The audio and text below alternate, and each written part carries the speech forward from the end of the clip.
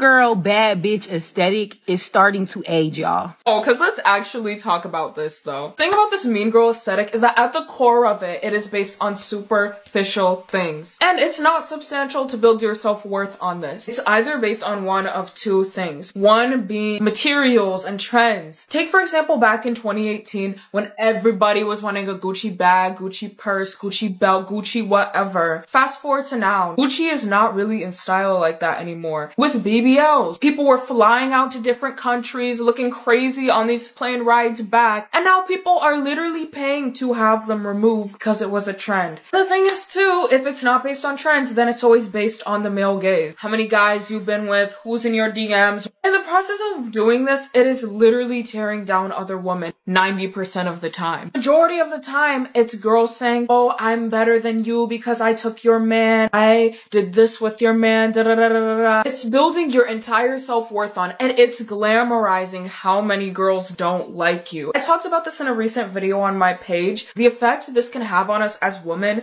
is that we can start to see every woman as our competition, every woman out to get us and out to hurt us. This is just not the truth. It's just not. People talk shit. People don't like you. People act fake. People get mad and people get jealous. You know? It's just human nature. And that's not to say it's okay. It's completely valid to be annoyed by that and to want to re-own that and to want to vent it out. There's a difference between that and building up an entire identity, brand, and sense of worth on that. It's just not substantial. Especially when it comes to female rap. It's like, if you are so unbothered by somebody who's talking shit about you, why are you writing a whole song about them? People want to argue the beat, I like how it sounds good. Yeah, I'm never gonna argue with you on that. The beats never miss. They always hit. But we have to be so for real with ourselves for a second. Music subconsciously rewires your brain into what you value, what you don't value, what you see as important, what you base your worth on. It's not even just music, but just literally what you see on social media. It's just gonna be stuck in the back of your brain and literally shape the way you see the world. You guys, it's 2023. We're in the Barbie movie era, okay? It's time to get genuine and authentic confidence, alright? So that being said, go ahead and follow me for more confidence tips.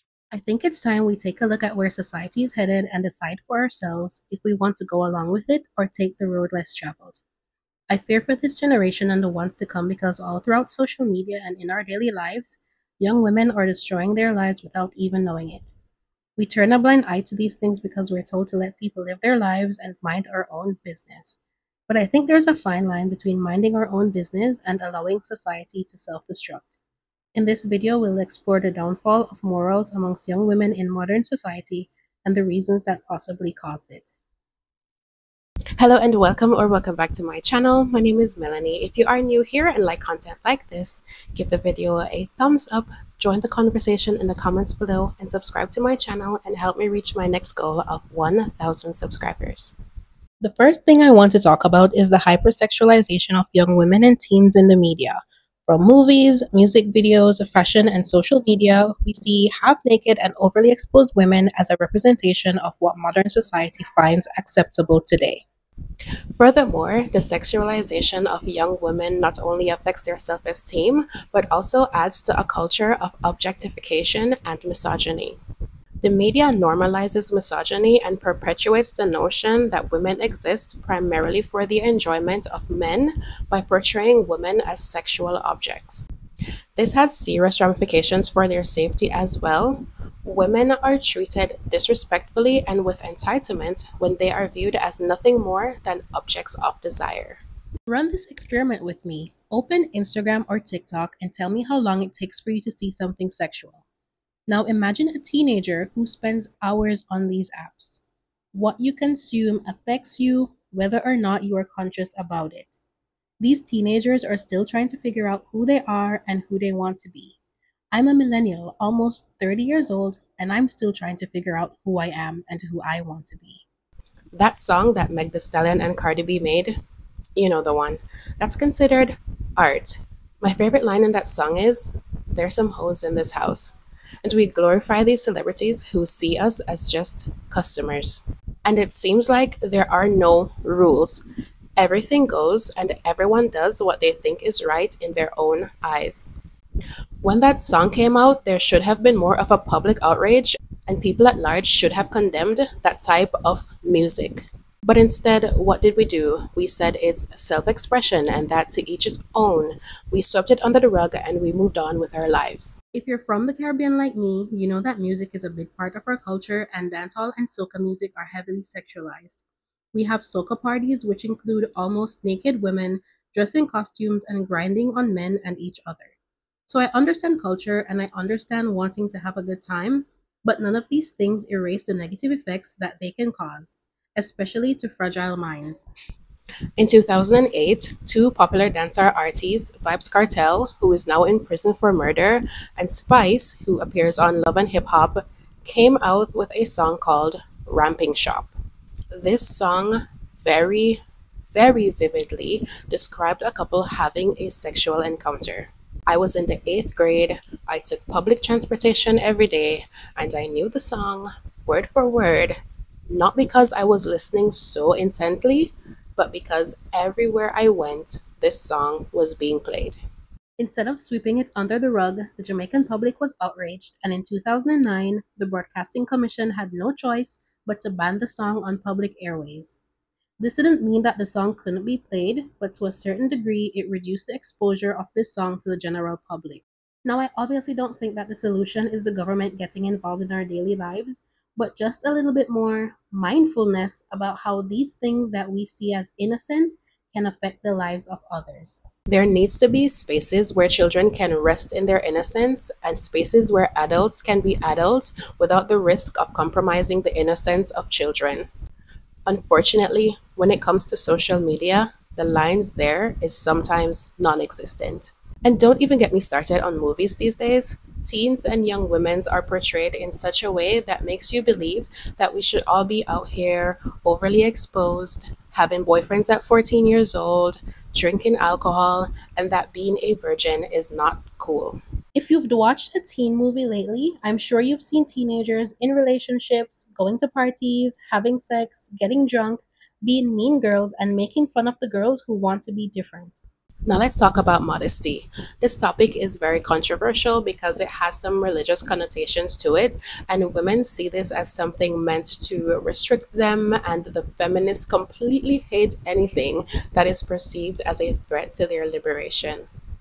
I'm not trying to control anyone or tell people how to dress, but it makes me wonder how we have moved so quickly from fashion being self expression to fashion being let's try to wear as little clothes as possible. It's critical to understand that the meaning of modesty varies among individuals and societies and has many facets. Some people equate it to attire, while others see it as a virtue that has to do with decency and self respect. In the modern world, modesty is a dynamic and multifaceted term since it constantly changes and adapts to shifting cultural norms. If you watch the nowadays music videos, these women are vulgar, they barely have clothes on, they are dancing provocatively, they smoke, do drugs, drink heavy liquor, and these women gain a lot of popularity and are sadly the women in the media that many young girls see as idols.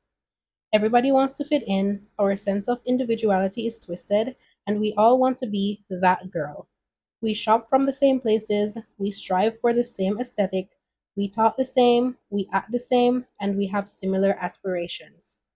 Young women have been robbed of the opportunity to truly decide for themselves what their personal aesthetic is and how they want to carry themselves.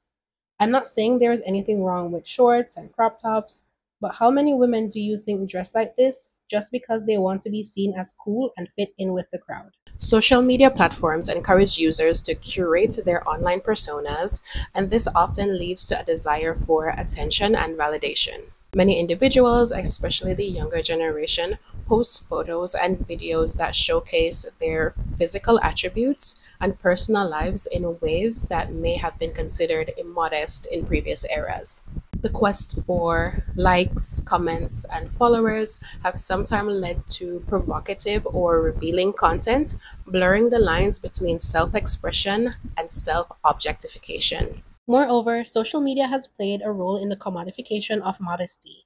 Influencers and celebrities often promote brands, fashion, and lifestyles that prioritize materialism and exhibitionism over humility and discretion.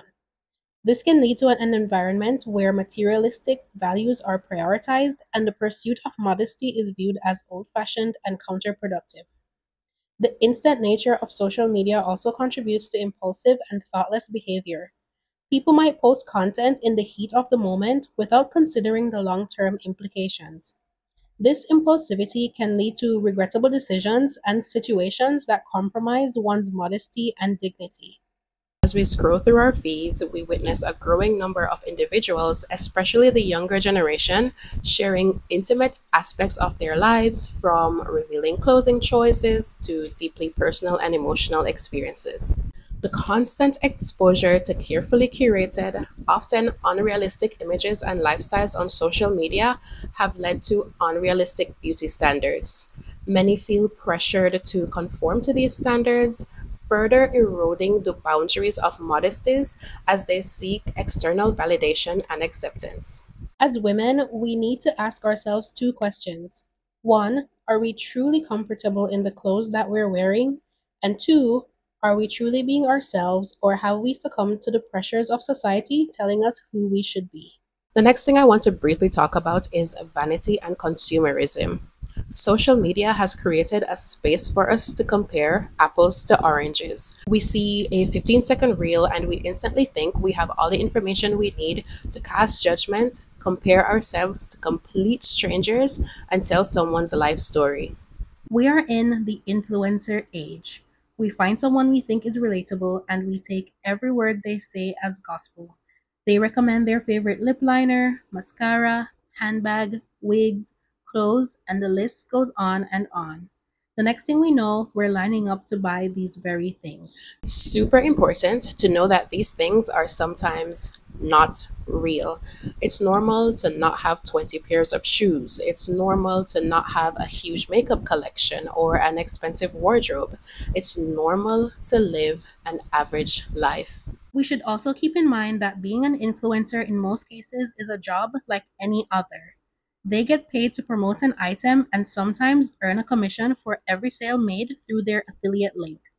We have seen many cases where influencers are called out for lying about products. They promote products they don't actually use, or they misrepresent the uses or benefits of the product. Fast fashion has also made it easy for young women to fall into the traps of materialism and overconsumption. Do you really need 15 tops from Shein every 2 months? This goes right along with idealizing influencers and celebrities, and especially seeing their lives as goals and feeling inadequate if we don't think we match up to the strangers that we see online. People are only posting their highlight reel on social media. Rarely will you see people being vulnerable, showing their failures, wrinkles, cellulite, muffin tops, and their bad hair days. Yet, some women will sit at home and wonder what's wrong with them and their lives if they are not as pretty, as rich, or well connected as their favorite influencer is. Have we not heard all the stories of the fake life of influencers? Or worse, have we not all heard the stories of what women go through to keep up these fake appearances? I wish I could speak to every young woman who struggles with self confidence issues to let her know that the answer to her problems is not mirroring what she sees on social media. The next thing I want to talk about is promiscuity and prostitution. I think a lot of people look for these things in more traditional ways, but there are some ideologies that are being pushed in today's society that are rooted in sexual immorality.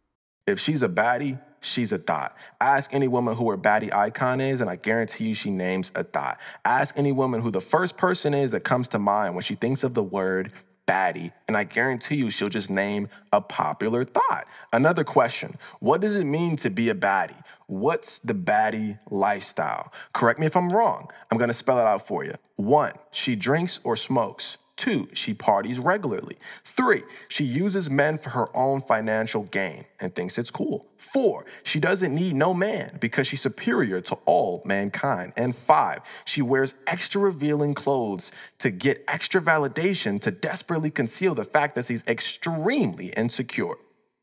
Sound familiar? I rest my case. Baddies are for recreational use only. Many of these female artists sing about having multiple sex partners, how they move on from one to the next, how they aren't ready to settle down. And in most of these songs, you can't find a single ounce of family values. It's no wonder many of these artists have multiple baby daddies, failed relationships, and failed marriages. In modern times, we're told to explore our sexual options, be more like men. If a relationship isn't working out, just leave and move on because you are a queen and your purpose is to bring every man to their knees. But what really happens is that women sell themselves short, rob themselves of a possible happy and healthy relationship because they believe the lies that women can do what men do with no consequences. We see the rise of platforms like OnlyFans and casual relationships, and hookup culture is just another part of what society deems acceptable. Disclosing your body count and situationships and friends with benefits used to be taboo topics, but now everything is out in the open. Hi, happy to share. So first, I have two main criteria to get into a casual relationship with me. Because most of the time, if a man isn't eligible for a serious relationship with me, I just put them on the roster. Like, they're just a casual hookup. Like, I don't really need to invest any more of my time or my energy into them because I'm just not interested. But you know, they may be really great in bed. So in order for me to actually want a casual relationship with someone, two things have to be true. One, they have to be mad cool, someone who's really interesting, really fun, someone I genuinely enjoy my time with. Like, even if we weren't hooking up, like, we would still be friends because they're just like, we enjoy our time together. And number two, they have to have something that's like a deal breaker for me, that like I would not get into a relationship with them until they either fix this thing or like it's something that can't be fixed. It's just a lack of compatibility. These are really important because I will not get into a casual relationship with someone I want a serious relationship with. I've made that exception only once. And I don't regret making that exception for that one person, but usually I don't do that. If I want a serious relationship with you, I will tell you. If that's not something you can give me, then that's that. We're done. Like, that's it. We're not going to go anywhere. Unless I know for a fact that I can continue to be casual with you without hurting myself. So we have a conversation, we're friends with benefits, cool. Yes, we hang out together. A lot of people ask me that. We'll go on dates together. Most of the guys that I end up talking to, like, are dates kinds of guys. Like, they take me out on dates. Like, I don't have to pay for anything, even if we've established that we're friends with benefits. So we do go on dates together. We do fun things together. We hang out at my place at times, all of that. We do talk. We'll talk on the phone. We'll text, things like that. But I don't talk to them or text them, like, regularly because we're not dating for a serious thing. I don't do sleepovers often. Like, we'll cuddle and things like that. And sometimes I'll let them sleep over. I'll sleep over at their place if it's more convenient. But I usually don't let that happen either. Just because I don't want to create this attachment. Another reason that I don't like just do like a lot of casual relationships is because I also have to watch my feelings. I'm the type of person who can compartmentalize my emotions, so I can have feelings for somebody and not necessarily want to be in a relationship with them because, again, if they have deal breakers, it's a no for me. So I can do that. But if it gets to a point where it's like hurting me to be in this casual relationship, like that's when I will have a conversation with them. And either if it makes sense for us to get together, we will. But if it doesn't, either because they don't want to or it doesn't make sense, then that's when I end the relationship. As for time frames, because some people ask me that too, usually my casual relationships last like 2 or 3 months. I don't have a set time frame, like deadline. It's just like that's usually when they end up either fizzling out or the person ends up falling in love with me and wanting more and I don't want more, or they get a girlfriend. I think that's it. If you have more questions, I'm happy to answer them. Young women are taught from an early age that they need to explore and experience multiple relationships before they settle down. But why? Why do women need to have multiple partners before they think about serious long-term relationships or marriage? Does that not also lead to an increase in the trauma they can carry from one relationship to another? Does that not increase their chances of having unplanned pregnancies or STDs? The way society views hookup as just a normal experience actually contributes to the decay of morals and values in society. If you aren't doing these things, you're considered a weirdo. How can you not want to go on that girls' trip and have drunk sex with some random stranger in a foreign country?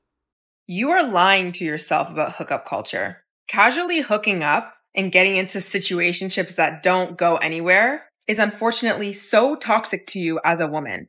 But society has made you believe it's okay. Doesn't really matter. This is why it matters.